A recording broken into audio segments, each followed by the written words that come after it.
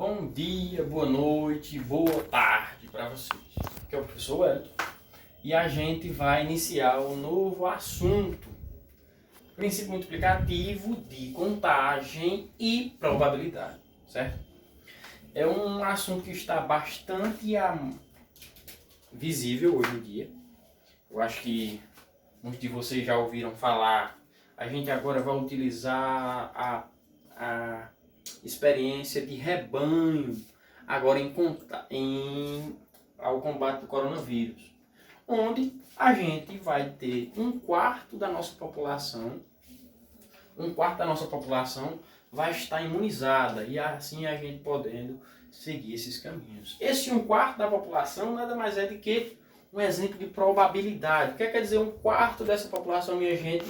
Ele quer que 25% dos brasileiros estejam imunizados para a utilização dessa técnica ou desse experimento para o Covid-19. Sabe quanto é 25% da nossa população, um quarto? Somos 210 milhões. Um quarto disso é só dividir por 4. Veja quanta gente tem que se infectar com esse Covid-19 para que a gente consiga se encaixar nessa taxa de alta imunização, certo? Mas vamos voltar para o nosso assunto matemática, que vamos tratar de números de forma um pouco mais fria, certo? A gente vai iniciar com o princípio multiplicativo de contagem. O que quer dizer isso? O princípio multiplicativo de contagem ele está mais preocupado em dizer a quantidade de possibilidades, certo? Quando a gente vai para a probabilidade, ele se preocupa mais com as representações, certo? Ou com o evento em si que ocorreu ou não. Agora, no princípio, ele quer saber a quantidade de possibilidades disso acontecer, que a gente poderia chamar de espaço amostral até mesmo. Mas eu acho que não vamos utilizar esse termo para a gente não se confundir. Mas é todas as possibilidades possíveis de ocorrer, certo? Vejam só, eu vou colocar um exemplo bastante utilizado na probabilidade, no princípio de contagem, que é, imagine que João foi para uma churrascaria onde ele tinha 7 tipos de carnes. Ele tinha 5 tipos de sucos. Ele também tinha 2 tipos de feijões para ser servido. Ele tinha 3 tipos de arroz. E ele tinha 2 tipos de macarrão. Aí faz a seguinte pergunta: de quantas maneiras diferentes João pode fazer o seu prato? De quantas formas diferentes João pode compor o seu prato? Ele pode colocar dentro do seu prato. A gente pode utilizar duas formas: o anagrama e o espírito multiplicativo de contagem. Eu vou botar aqui só um exemplo de como seria um anagrama, certo? Imagine que eu inicie colocando pela quantidade de macarrão, certo? Ele tem 2 tipos de macarrão, certo? Aí vou para os sucos, para aqui ó, sucos. Ele vai ter, sabe quanto tipo de suco? Para esse tipo de macarrão, vai ter mais 1, 2, 3, 4, 5 possibilidades. Quando ele fazem essa mesma combinação, ele ainda vai ter, se for colocar o tipo de carne, ele tem mais 7. Aqui ó, carne. Vai ter mais 1, 2, 3, 4, 5, 6, 7. Estão vendo como vai crescendo de forma progressiva? Isso é a gente construindo um anagrama de árvore para descobrir quantas possibilidades diferentes ele tem para encontrar de formas diferentes de como montar o seu prato, certo? Então, vamos para a forma mais simples, que a gente não veio aqui para complicar, e sim para facilitar a nossa vida. Aí vamos lá. A forma simples. Você observa que é uma multiplicação constante. Então, o que devemos fazer? Quantos tipos de carne ele tem? 7. Ele tem 7 tipos de carne, 7 opções. Com suco, ele pode usar 7 tipos de carne, variando com 5 tipos de suco. Isso é multiplicar. Vezes 2 tipos de feijão, vezes 3 tipos de arroz, vezes 2 tipos de macarrão. O que eu faço agora? Multiplicação comutativa. 7 vezes 5, 35. Vezes 2, 70. 70 vezes 3, 210. 210 vezes 2, igual a 420 formas diferentes de fazer seu prato. Então ele tem só essa pequena quantidade de opções de pratos, todos distintos, com pelo menos um dos itens diferentes, certo? Então essa é a ideia do princípio multiplicativo de contagem. Ele quer saber apenas as possibilidades, quantas formas ele tem, quantas opções ele tem de fazer isso, certo? Eu acho que isso é o básico e com isso vocês conseguem fazer tudo, certo? É claro que vai ter mudança. Imagine que esse é um restaurante que serve essa opção para quem paga, entra como self-service, certo?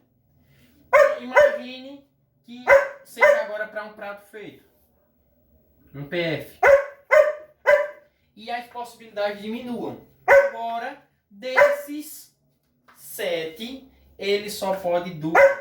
Só tem 2 possibilidades de carne.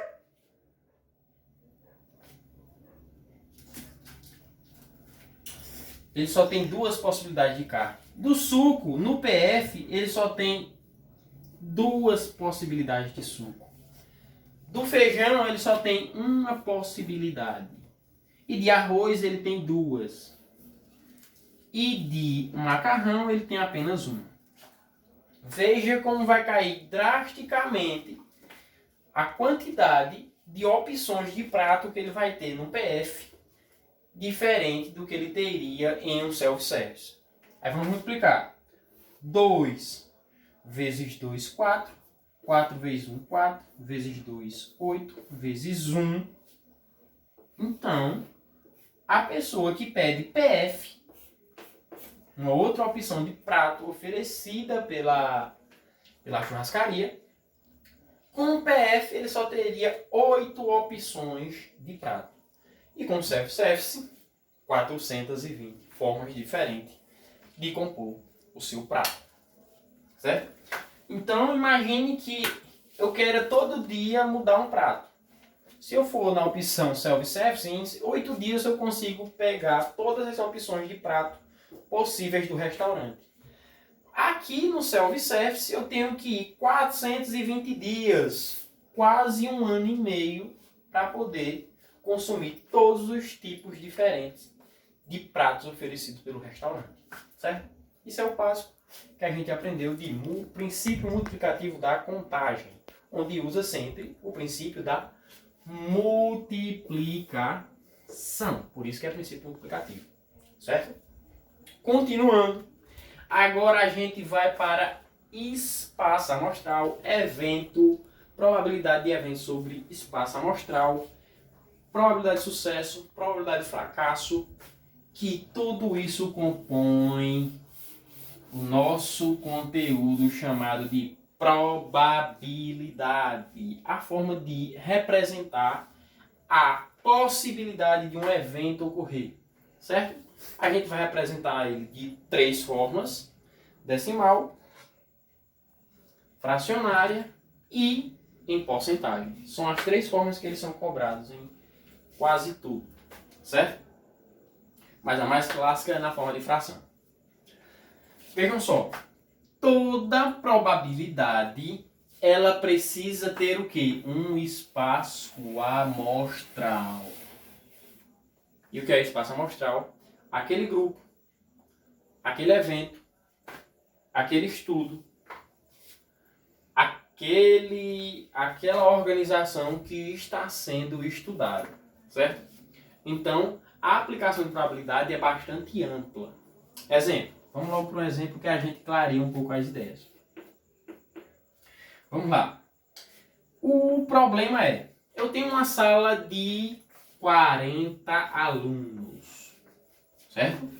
Se eu vou fazer qualquer tipo de pesquisa dentro dessa turma de 40 alunos, então, se o todo da turma é 40, o meu espaço amostral referenciado por essa turma será igual a 40.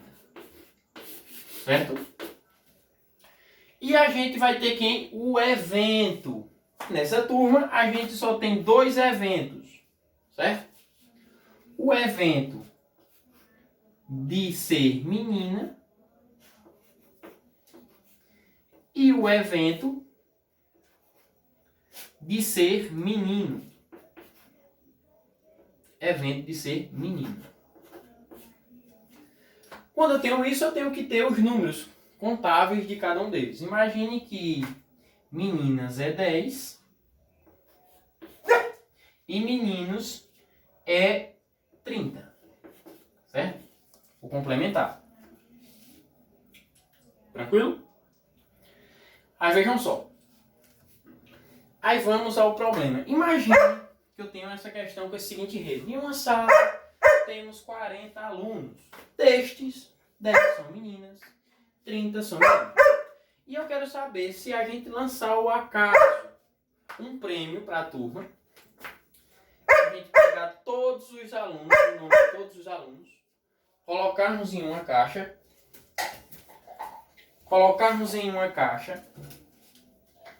e retirarmos ao acaso. Qual é a probabilidade de ser menina? Vejam só, quando eu digo a probabilidade de ser menina, é porque só me interessa saber a probabilidade sobre as meninas. Sobre os meninos não interessa? Nesse caso não. Certo? Então a gente vai. Forma de representar toda e qualquer probabilidade que eu queira trabalhar. Probabilidade é dada pelo evento que eu quero analisar sobre o espaço amostral, de onde ele veio. De onde ele veio, se eu quero analisar da sala, me importa quantitativo. Eu só faço operações, probabilidade de quantitativos. Então, nessa sala tem 40 alunos. É o meu espaço.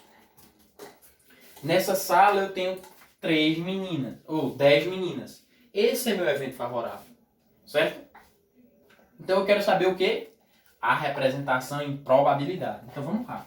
Probabilidade de ser menina, evento MN de ser menina, é igual ao evento favorável. Quantos eventos favoráveis eu tenho? De ser menina, 10. Sobre o espaço amostral, sobre o todo. Que é o todo, o total de alunos da turma. Que é quanto? 40. Feito isso, o que devemos? Eu obtive que a probabilidade de sair menina é 10 em 40. A gente sempre indica a simplificarmos essas frações. Cortar esse zero, com esse zero, vai ficar quanto? 1 quarto. Aí temos que a probabilidade de ser menina é de 1 em 4. Quer dizer isso? Se eu tirar 4 nomes da caixinha, onde eu tenho o nome da gente para ser sorteados, pelo menos uma será menina. Certo? Em 4 que eu tirar, pelo menos uma vai ser menina. Isso é o que a gente encontrou. Que 1 quarto da turma, logo 1 quarto de chance de ser menina. 1 em cada 4 de ser menina. Ou a gente, na forma de porcentagem, como é que a gente faz? Só é multiplicar a fração 1 quarto vezes 100. 1 vezes 100, 100 dividido para 4 é igual a 25. Logo, em porcentagem, essa probabilidade de 1 em 4 é igual a 25% de chance. Então, tenho 1 em cada 4 de chance de sair menina, 1/4 de chance, ou 25% de chance de sair menino. Certo? Espero que vocês tenham entendido. Certo? Vou apagar aqui esse lado para dar mais um exemplo de mais uma aplicabilidade, certo? Há problemas onde a gente terá que construir o espaço amostral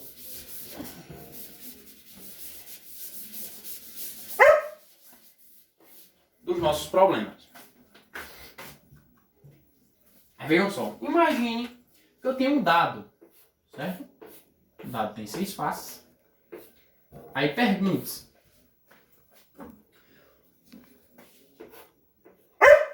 qual é a probabilidade de eu tirar um número par ao lançar um dado?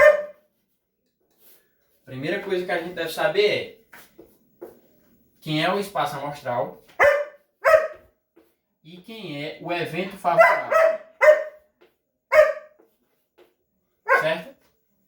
Quando eu tendo essas duas coisas, eu já consigo fazer o que eu preciso. Probabilidade de ser par. Primeira coisa, quantas faces tem o dado? Tem 6. Então, existem 6 possibilidades. Certo? Existem 6 faces. Quem são elas? 1, 2, 3, 4, 5 e 6.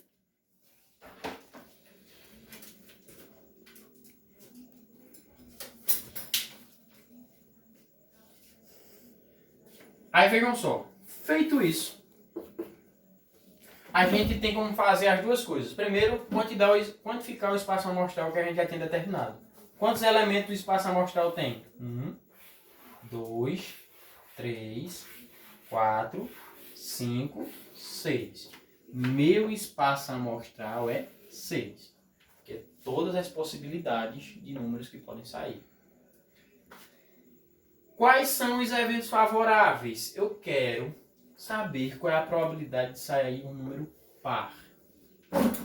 Então, quais são as possibilidades favoráveis? A quantidade de possibilidades favoráveis. Eu tenho aqui, ó, o 2 é par. É um evento favorável. O 4 é par. É outro evento favorável. O 6 é par. Também é outro evento favorável. Então, o que a gente tem que fazer? Quantificar um evento favorável, 2, 3. Então, vai ser 3 sextos. A probabilidade de sair um número par e ao lançar um dado qualquer, vai ser 3 em 6. Simplificando, dividindo por 3 em cima e embaixo, vai ser igual a 1/2. Em porcentagem, você vai multiplicar 1/2 vezes 100. Aplica-se o princípio multiplicativo de fração. Multiplica o numerador vezes o denominador. Obtém-se a fração 100 sobre 2. Dividindo 100 sobre 2. Vamos ter exatamente que a chance de sair um número par é 1 em 2. Ou 50% de chance. Certo? Outro exemplo sobre a mesma questão.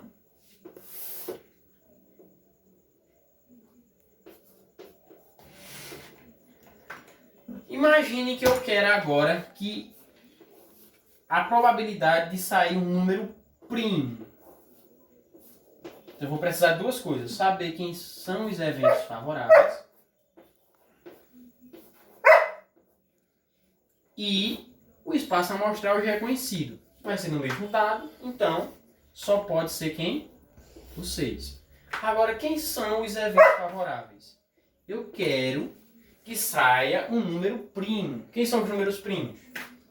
Todos os números com dois divisores, com apenas dois divisores.